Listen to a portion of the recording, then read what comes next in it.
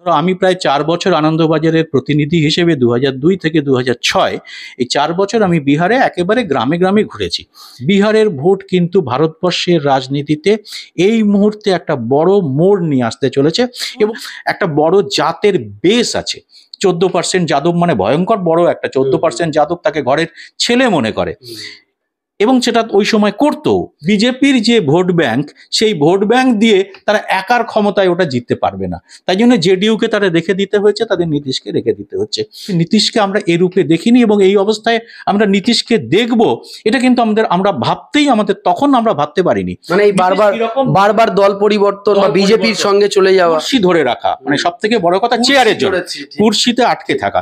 তৃতীয় যে ফ্যাক্টরটা বিহারে এবার খুব বড়ভাবে দেখা দিচ্ছে সেটা হচ্ছে একজন নতুন একটি পার্টি, একটা মানুষের আবির্ভাব বিহারে, সেটা হচ্ছে প্রশান্ত কিশোর বা ওএসি। গতবার একটা ফ্যাক্টর হয়েছিল, গতবার বিধানসভা নির্বাচনে কিন্তু ওএসি ফ্যাক্টর হয়েছিল। অনেক জায়গায় কংগ্রেসের হেরে যাওয়ার একটা বড় কারণ কিন্তু দেখা যাচ্ছে ওএসির ভোট। ওএসি নিজে খুব বেশি দল পায়নি। রাহুল গান্ধীর পলিটিক্সটা কংগ্রেসের এতদিনের পলিটিক্স থেকে আলাদা।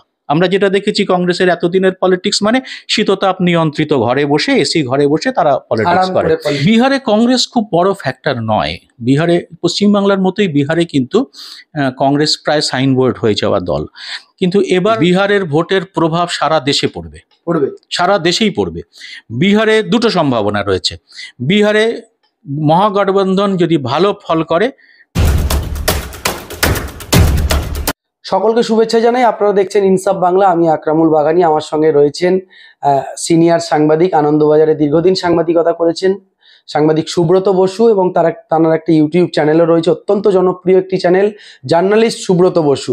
আমরা বিহারের যে নির্বাচন রয়েছে, বিহারের যে প্রথম দফার নির্বাচন হয়েছে, এরপরে দ্বিতীয় দফার নির্বাচন হবে। বিহারে এসআইআর হয়েছে, 67 লক্ষ মানুষের নাম বাদ গেছে। বাংলাতেও কিন্তু এসআইআর হচ্ছে। এই বিহারের নির্বাচন আর তারপরে 26-এ বাংলারও নির্বাচন রয়েছে। বিহারে এসআইআর এর পরে বাংলাতেও কিন্তু এসআইআর চলছে। এই সামগ্রিক বিষয় নিয়ে কিন্তু আমরা আজকে দাদার সঙ্গে আলোচনা করব। মূলত আমি প্রথমেই যেটা জানতে চাইবো যে বিহারের যে নির্বাচন আর বাংলার নির্বাচন, এর পার্থক্য কি, বা বিহারের নির্বাচন কিভাবে হয়, মূলত মানে কিসের ওপর ভিত্তি করে? সেখানেও কি এই প্রকল্প, উন্নয়ন বা এই নেতাদের প্রভাব, নাকি অন্যরকম ভাবে জাতপাতের একটা বিষয় রয়েছে? বিহারের নির্বাচন এবং পশ্চিমবাংলার নির্বাচনের মধ্যে অমিলটা বেশি, মিলটা খুব কম। অমিলগুলো আমি পরে বলছি। মিল একটা আছে, সেটা খুব বড় মিল, আদর্শগত মিল। আদর্শগত মিল হচ্ছে বিহার এমন একটা রাজ্য পশ্চিমবাংলার মতোই যেখানে আজ পর্যন্ত বিজেপি বা কোনো সাম্প্রদায়িক দল সেখানে দাঁত ফোটাতে পারেনি। ওখানে সরকার যেটা রয়েছে সেটা বিজেপির জোট সরকার, এবং সেই জোট সরকার কিন্তু মোটামুটি নীতিশ ছাড়া সম্ভব নয়, এটা বিজেপি ভালো করেই জানে। এবং এবারের ভোটেও বা গতবারের ভোটেও দেখা গেছে যে বিহারে কিন্তু নীতিশ এবং বিজেপি 50-50 শেয়ার করে নেয় প্রার্থীর সংখ্যাতে। আসন যাই পাক, কিন্তু বিহারে এখনো কিন্তু যদি অঙ্কের হিসেবে আমরা বলি তাহলে বিহারে কিন্তু প্রধান সবথেকে বেশি যে দলটি ভোট পেয়েছে গত বিধানসভা নির্বাচনে সেটা কিন্তু আরজেডি। তারা পেয়েছিল 75টি আসন এবং বিজেপি পেয়েছিল 74টি আসন। লালু তেজস্বীর দল, রাষ্ট্রীয় জনতা দল বা আরজেডি। এবং আর বিহারে বিজেপির ভোট সংখ্যা যদি শোনো, এটা খুব আশ্চর্য হয়ে যাবে, বিজেপি কিন্তু কোনোবারই মানে সব থেকে বেশি ভোট পেয়েছিল গতবার, সেখানে কিন্তু গত বিধানসভা ভোটে 19% ভোট পেয়েছে। তো 19% তারা সরকার করে।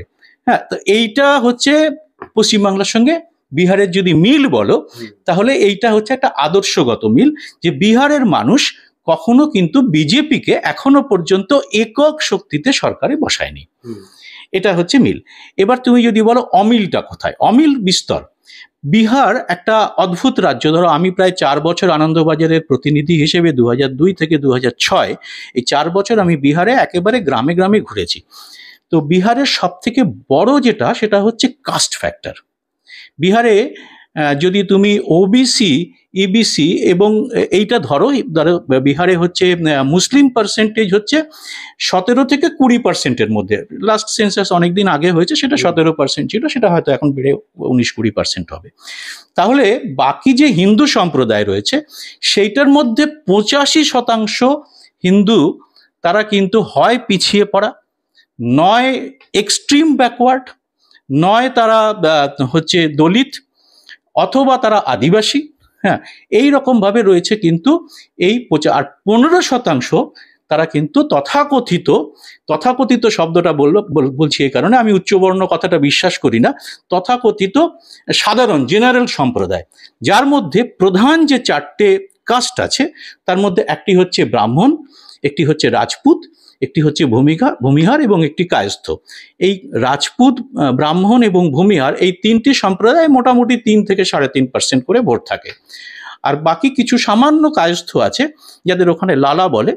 তো এই 4টে সম্প্রদায় মিলে এবং আরো কিছু তথাকথিত উচ্চবর্ণ মিলে 15%-এর বেশি হয় না।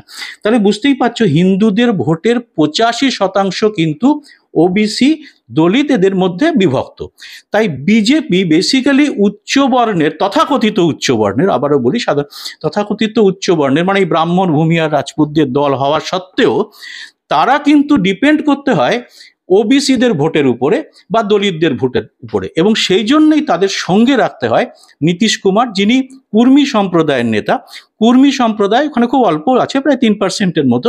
সেই কুর্মী সম্প্রদায় কিন্তু ওবিসি, এবং নির্ভর করতে হয় রামবিলাস পাসওয়ানের দল, এখন তার ছেলে সেই দলকে লিড করে, চিরাগ পাসওয়ান, যারা দলিত লোক জনশক্তি পার্টি, যারা এলজেপি দলিত। এই দলিত এবং বিহারকে তারা কিন্তু এটাকে অস্বীকার করে বিজেপি ওখানে এই 15% ভোট নিয়ে তথাকথিত জেনারেল কাস্টের তারা কখনো কিন্তু তারা ভালো রেজাল্ট করতে পারবে না। এটা বিহারের বিজেপি নেতারা খুব ভালো জানে এবং কেন্দ্রীয় নেতারাও জানেন।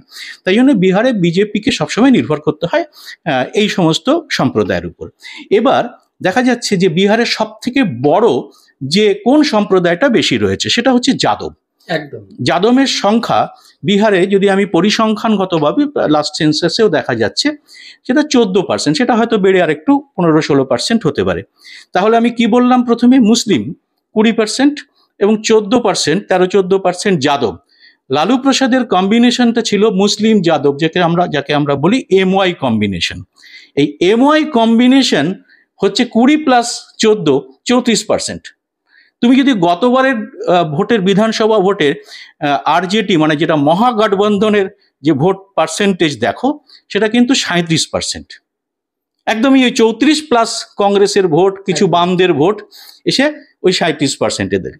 এবং ঠিক একই 37% ভোট যেমন আরজেডি মহাগঠবন্ধন পেয়েছিল, আরজেডি লেড, তারা যেরকম পেয়েছিল, ঠিক একই 37% ভোট কিন্তু গতবার এনডিএ জোটও পেয়েছিল, নীতিশ কুমার এবং বিজেপির জোট। দুজনেই 37%, দুজনের ভোটের তফাৎ ছিল মাত্র 12,000 ভোট। 12,000 ভোট। এবার এখান থেকে দেখো, এইখান থেকে কিন্তু আমরা একটা নতুন দিকে একটা নতুন মোড় নিতে পারি। সেটা হচ্ছে 12,000 ভোটের মার্জিন গত বিধানসভা ভোটে যদি থাকে, তাহলে এনডিএ জোটের কাছে খুবই এটা আতঙ্কের বিষয়, কারণ গত 20 বছর ধরে নীতিশ কুমার বিহারে শাসন করছে। এই নীতিশ কুমারের শাসনের অ্যান্টি ইনকনভেন্সিতে 12,000 ভোট তো যে কোনো সময় কেটে যেতে পারে। তো সেই জন্যে বিজেপি বা এদের নতুন করে স্ট্র্যাটেজি ভাবতে শুরু করতে হয়। সেই স্ট্র্যাটেজি ভাবতেই তাদের মাথায় এই SIRটা আসে, যে এইখানের দলিত এবং ওবিসি, যারা মূলত পরিযায়ী শ্রমিকদের একটা বড় অংশ এর মধ্যে রয়েছে, এবং গরিব মানুষ রয়েছে এবং মুসলিম রয়েছে, তাদের ভোট ব্যাংকটাকে যদি আমরা আরজেডির কাছ থেকে সরিয়ে নিতে পারি, তাহলে আমাদের এই 12,000 ভোটের ব্যবধানটাকে আমরা মুছতে পারবো। কিন্তু এখানে একটা বিষয় যে SIR তো নির্বাচন কমিশনার করছে, এর সঙ্গে বিজেপির কি সম্পর্ক? যদিও বিজেপির এখানে প্রচুর ইন্টারেস্ট আছে আমরা দেখেছি, এইটা যদি একটু বলেন। দেখো, আমরা বারবার রাহুল গান্ধীর যে পরপর যে সমস্ত প্রেস কনফারেন্স, যেগুলোকে তিনি কখনো ভোট চুরির অভিযোগ, সেগুলো থেকে আমরা পরিষ্কার দেখতে পাচ্ছি যে হরিয়ানা নির্বাচন, মহারাষ্ট্র নির্বাচন এবং গত লোকসভা নির্বাচনের কর্ণাটকের একদম অভিযোগ দিয়ে মহাদেবপুরার অভিযোগ দিয়ে রাহুল গান্ধী তথ্যসহ দেখিয়েছেন যে এইটা খুব সেন্ট্রালাইজ ভাবে ভোট এধার ওধার করা হয়েছে। সেটা কখনো সাইবার ক্রাইমের মাধ্যমে, অনলাইন ভোটের নাম ডিলিশন হয়েছে, অ্যাডিশন হয়েছে অন্য রাজ্য থেকে।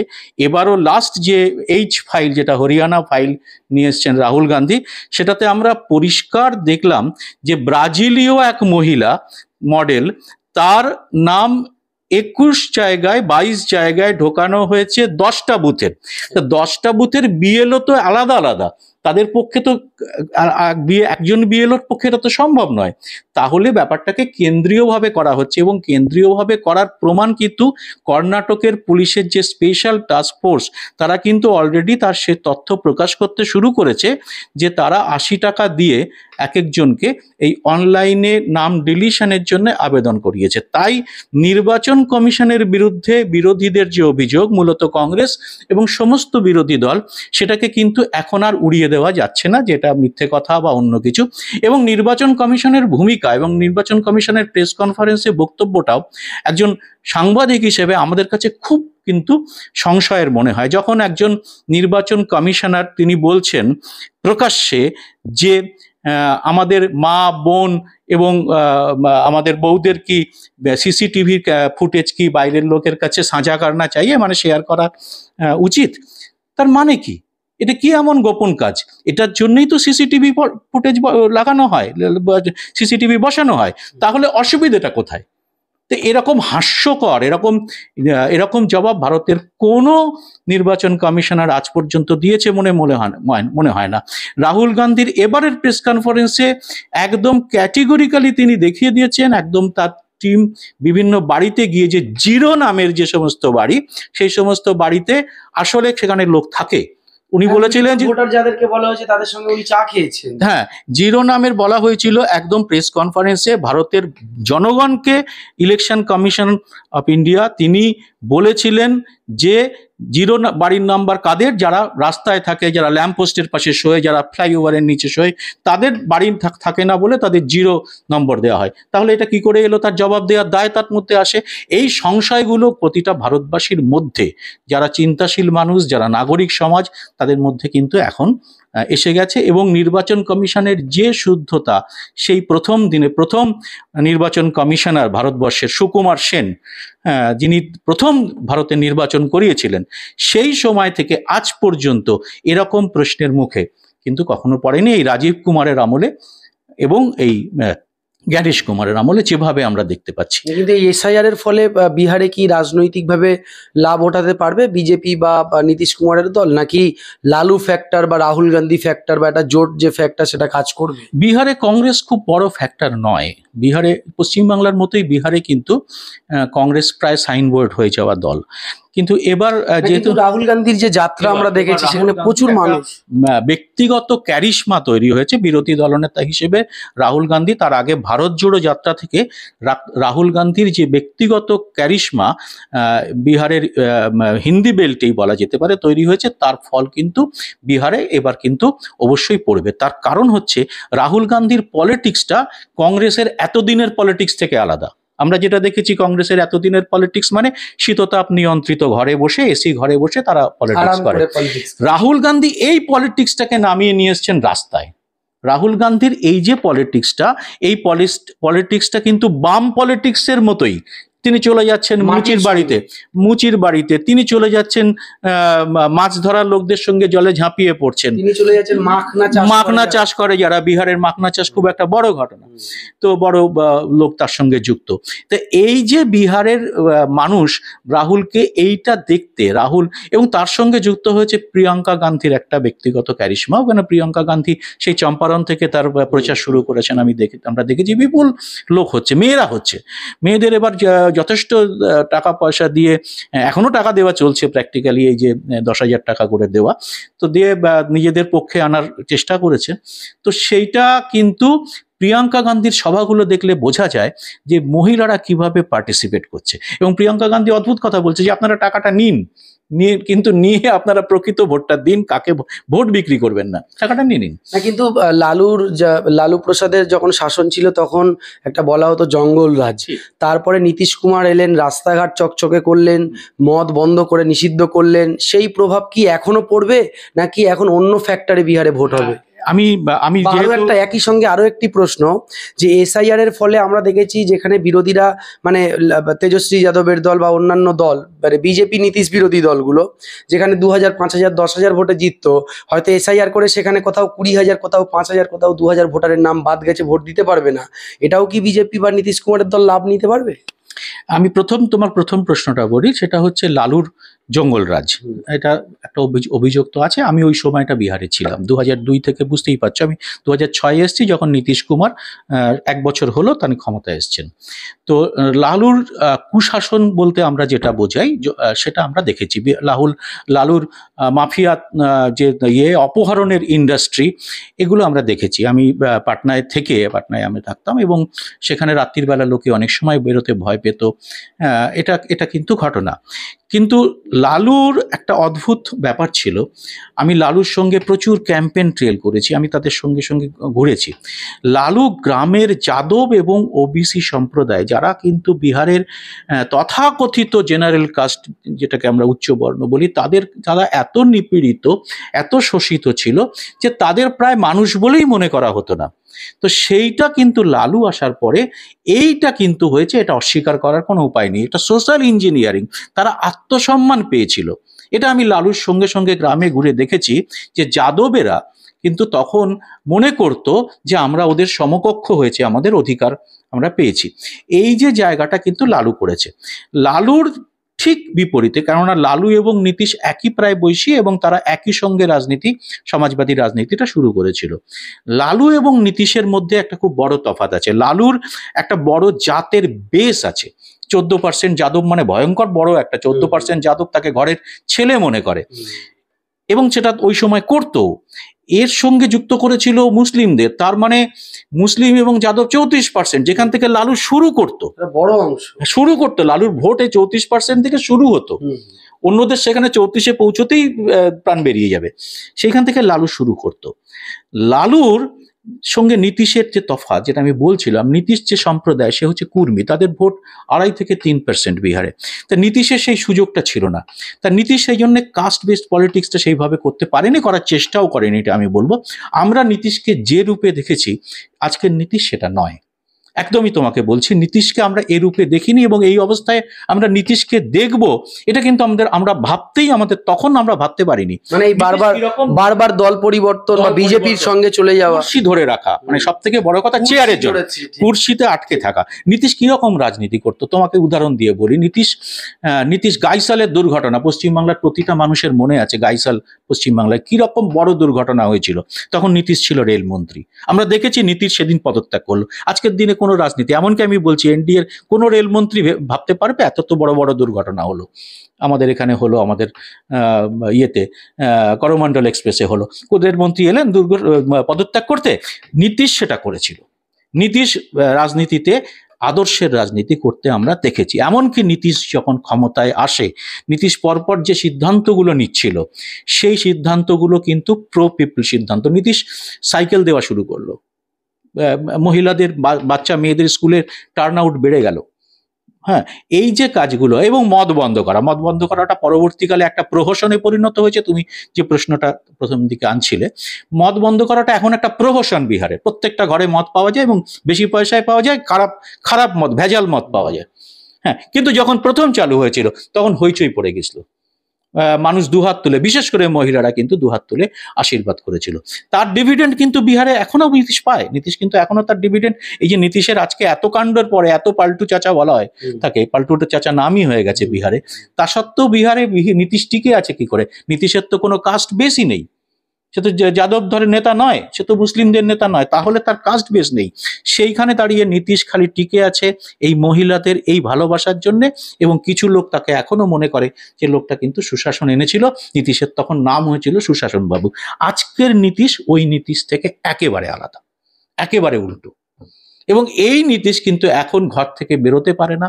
একটা বৃদ্ধ, মানসিকভাবে অনেকটাই তিনি এখন আগের মতো তিনি ভারসাম্য তার নেই। তো সেই জন্যে আগামী 5 বছর বিহারে থাকার মতো, মুখ্যমন্ত্রীর মতো পদে তার কিন্তু থাকার মতো আমার মনে হয় ওখান বিহারের মানুষও বুঝতে পারছে যে বিহারের নীতিশ কুমার সেটা থাকতে পারবে না। এবং নীতিশ কুমারের দলে একটা সময় নীতিশ কুমার, সমতা পার্টি তখন ছিল, সমতা পার্টির নাম ছিল তখন, নীতিশ কুমারের দলে তার সঙ্গে কারা কারা ছিল, সে এক সাংঘাতিক সব মানুষ। জর্জ ফার্নান্ডেজ, আমি দেখেছি, তোমরা জানো সব, জর্জ ফার্নান্ডেজ কত বড় নেতা ছিলেন, সোশ্যালিস্ট লিডার। তার সঙ্গে ছিলেন শারদ যাদব, মাধেপুরা এলাকা থেকে শারদ যাদব, তারা কেউ নেই, তারা সরে গেছে সব, মানে মারাও গেছেন তারা। জর্জ ফার্নান্ডিস মারা গেলেন, শারদ যাদব তো সরে গিয়ে তারপরে মারা গেলেন। তো এই যে নীতিশ কুমারের একা হয়ে যাওয়া, নিঃসঙ্গতা, এবং নীতিশের দলের এখন যে জেডিইউ বলে যে নীতিশের দলটা, সে দলটা বিজেপি যে কোনো সময় গিলে নিতে পারে। নিচ্ছে না কেন? নিচ্ছে না উড়িষ্যার মতো। হ্যাঁ, নিচ্ছে না খালি ওই একটাই কারণে যে নিলে বিজেপির যে ভোট ব্যাংক, সেই ভোট ব্যাংক দিয়ে তারা একার ক্ষমতায় ওটা জিততে পারবে না। তাই জন্য জেডিইউকে তারা রেখে দিতে হয়েছে, তাদের নীতিশকে রেখে দিতে হচ্ছে। বিহারে যে মহাগঠবন্ধন যে রয়েছে সেটা কি কতটা ফ্যাক্টর করবে?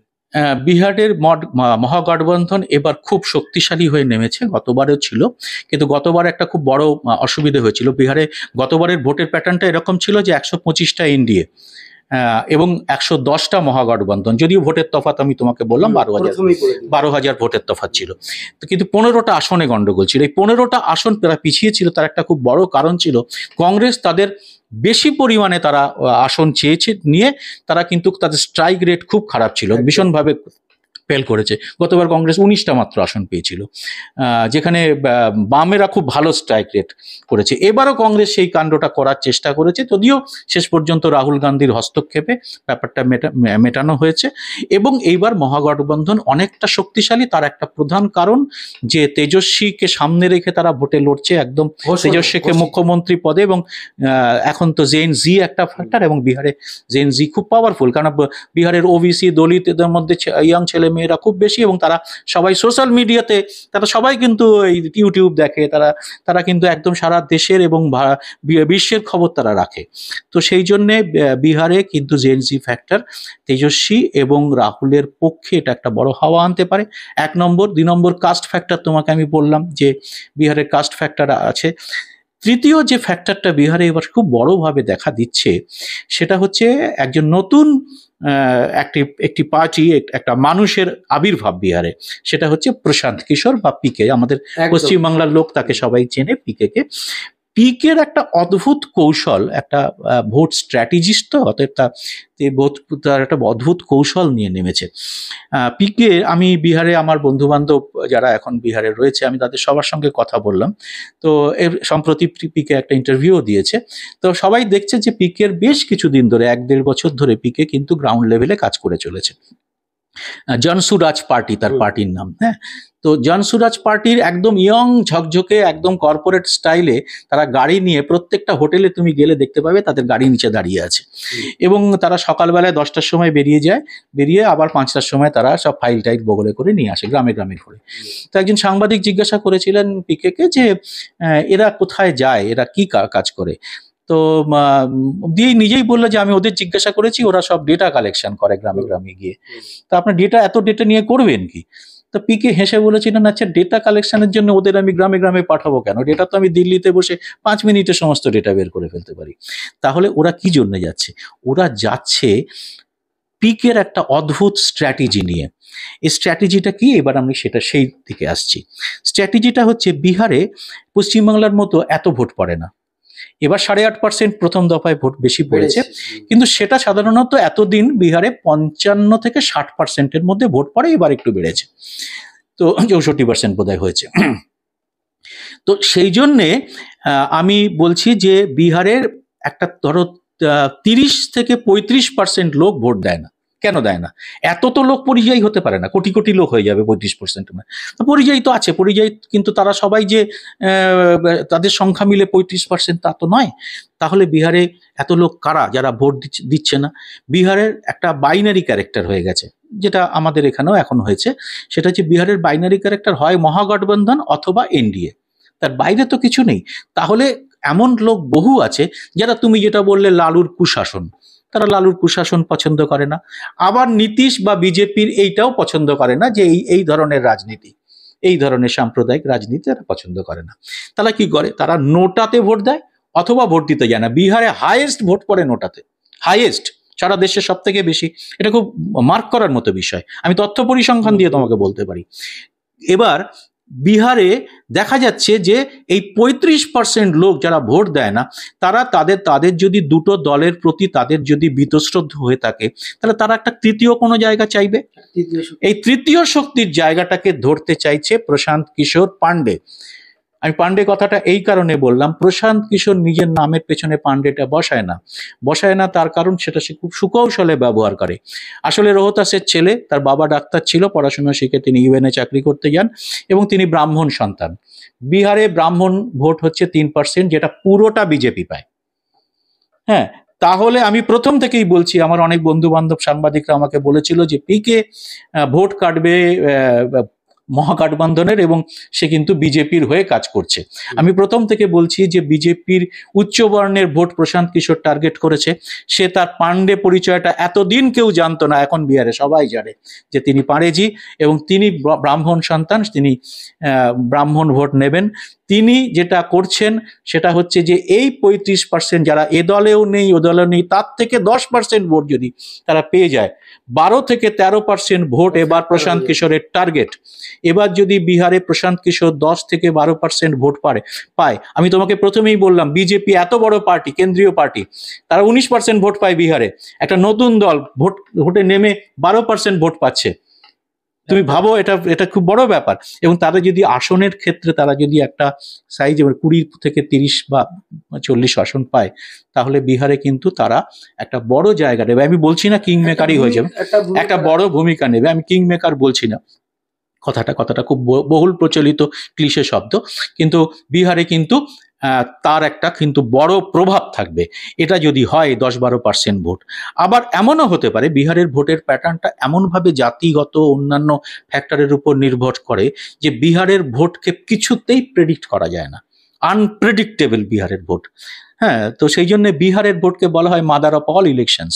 হ্যাঁ, তো বিহারে কখনো তুমি বলতে পারবে না যে এই রকম একটা হবেই, এবং যতবার যারা বলেছে সেটা তারা ফেল করেছে। বড় আমি সাংবাদিক। আর একটা বিষয় মনে হয় আমরা এড়িয়ে গেলাম, সেটা হলো যে সীমাঞ্চল আমরা দেখছি সেই সমস্ত অঞ্চলগুলোতে এআইএমআইএম অর্থাৎ মিম, তারাও প্রার্থী দিয়েছে। ওএসি তো তুড়ে প্রচার করছে, মুসলিমদের মধ্যে একটা জনপ্রিয়তাও তারা আছে।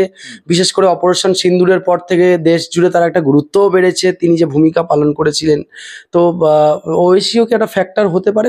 ওএসি গতবার একটা ফ্যাক্টর হয়েছিল, গতবার বিধানসভা নির্বাচনে কিন্তু ওএসি ফ্যাক্টর হয়েছিল। অনেক জায়গায় কংগ্রেসের হেরে যাওয়ার একটা বড় কারণ কিন্তু দেখা যাচ্ছে ওএসির ভোট। ওএসি নিজে খুব বেশি দল পায়নি, 4-5টা। কিন্তু এবার আমার মনে হয় এবার কিন্তু লড়াইটা এই দুটো শক্তির সঙ্গে প্রশান্ত কিশোর তৃতীয় একটি শক্তি থাকবে, এবং আমার মনে হয় মুসলিম ভোট মুসলিমরা আরো সচেতন হয়ে দেবে। গতবারের মতো তারা কিন্তু দেবে না, মহাগঠবন্ধনে দেবে না, অন্য আমি এটা বলছি না, আমি বলছি তারা অনেক সচেতন ভাবে তারা কিন্তু ভোট করবে, যে ভোটটা আমার মনে হয় যে এবার খুব খুব খুব একটা বিশেষ দিকে যাবে। আমার কিন্তু মনে হয় না যে আবার এআইএম খুব বেশি ভোট পাবে। একটা উত্তর ক্লিয়ার হলো না, সেটা হলো যে যেটা এসআইআর এর ফলে তার কোনো প্রভাব বিহারে? এবার এসআইআর এর পুরো পিকচারটা আমরা পাইনি। বিহারে 33,000 ভোট নিয়ে গন্ডগোল হয়েছে, 33 লক্ষ ভোট নিয়ে গন্ডগোল হয়েছে, যার পরিমাণ এখনো পর্যন্ত রাহুল গান্ধী শেষ যে প্রেস কনফারেন্সটা করেছে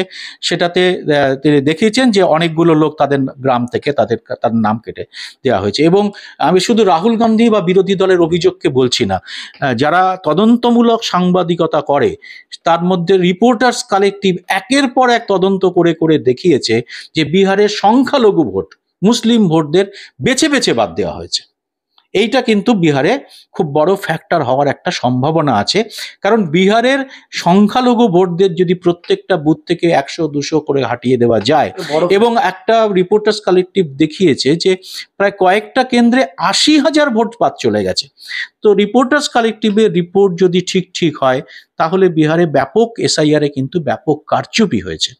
এই কারচুপির ফলে প্রকৃত জনমতের প্রতিফলন হবে কিনা বিহারের ইলেকশনে, এটা কিন্তু এখনই বলা যাচ্ছে না। অন্যদিক থেকে বিহারের নির্বাচনের পরে বাংলায় নির্বাচন রয়েছে। বিহারের নির্বাচনে মানে মহাগঠবন্ধন বা বিজেপি বা জোট, তাদের যে জোট, এদের হার জিতের উপরে কি বাংলায় কোনো প্রভাব পড়তে চলেছে? অবশ্যই বিহারের ভোটের প্রভাব সারা দেশে পড়বে, সারা দেশেই পড়বে। বিহারে দুটো সম্ভাবনা রয়েছে। বিহারে মহাগঠবন্ধন যদি ভালো ফল করে তাহলে একরকম প্রভাব সারা দেশে পড়বে, এবং সেখানে প্রমাণিত হবে যে হরিয়ানা মহারাষ্ট্রতে যেভাবে ভোট হয়েছে সেই ভোটের মধ্যে জল মেশানোটা প্রমাণিত হলো। এটা একটা প্রভাব। এই প্রভাবটা কিন্তু বিহার থেকে শুরু হতে পারে। তাহলে এই সম্ভাবনা যদি হয় তাহলে সেখানে বিরোধী জোট যারা যারা এইবার বিহারে একজোট হয়ে নেমেছে তারা ভীষণভাবে উৎসাহিত হবে এবং সারা দেশের বিরোধী শক্তি যাদের পরিমাণ এনডিএর 40% ভোটের উল্টো দিকে বিপ্রতীপে প্রায় 60%, তো তারা কিন্তু একজোট হওয়ার কথা আরও ভাববে। এটা একটা দিক। উল্টো দিকে যদি এরকম হয় যে এনডিএ বিপুল ভোটে জিতে গেল, তাহলে বিরোধীদের অনেকটাই ছত্রভঙ্গ অবস্থা হবে এবং বিরোধীদের এটা বলার আর জায়গা থাকবে না যে আমরা এই যে ভোট, এই যে এত রকম এত হলো, হ্যাঁ, এইগুলো সমস্ত আমরা যে অভিযোগগুলো করেছিলাম সেগুলো সত্যি। এই যে বলার জায়গাটা তখন অনেক কমে যাবে, তাদের কণ্ঠস্বর অনেক কমে যাবে। তাই জন্যে হ্যাঁ হোক আর না হোক, বিহারের ভোট কিন্তু ভারতবর্ষের রাজনীতিতে এই মুহূর্তে একটা বড় মোড় নিয়ে আসতে চলেছে এবং এর পরেই যে নির্বাচনটা হবে সেটা হচ্ছে বাংলায়, পশ্চিমবাংলায়। এবং পশ্চিমবাংলার নির্বাচন যেহেতু একদম আমরা সেঁটে রয়েছি, দুটো রাজ্য একদম সেঁটে রয়েছে, হ্যাঁ, তো তার প্রভাব তো সবার আগে পড়বে আমাদের। এবং এখানেও প্রচুর পরিমাণে বিহারি মানুষ রয়েছেন যারা বাংলায় একদম নিবিড়ভাবে থাকেন, তাদের সঙ্গে যোগাযোগ রয়েছে, আমাদের তোমার সবাই বিহারি বন্ধু সবার আছে। তো তাদের মানসিকতার প্রতিফলন কিন্তু এই বাংলার নির্বাচনে অবশ্যই পড়বে। এবং সেটা যদি পজিটিভ দিক থেকে তুমি বলো যে বিহারের নির্বাচনের যে ফলই হোক, বাংলার নির্বাচন কিন্তু তা থেকে পুরোপুরি তার প্রভাব মুক্ত হতে পারবে না।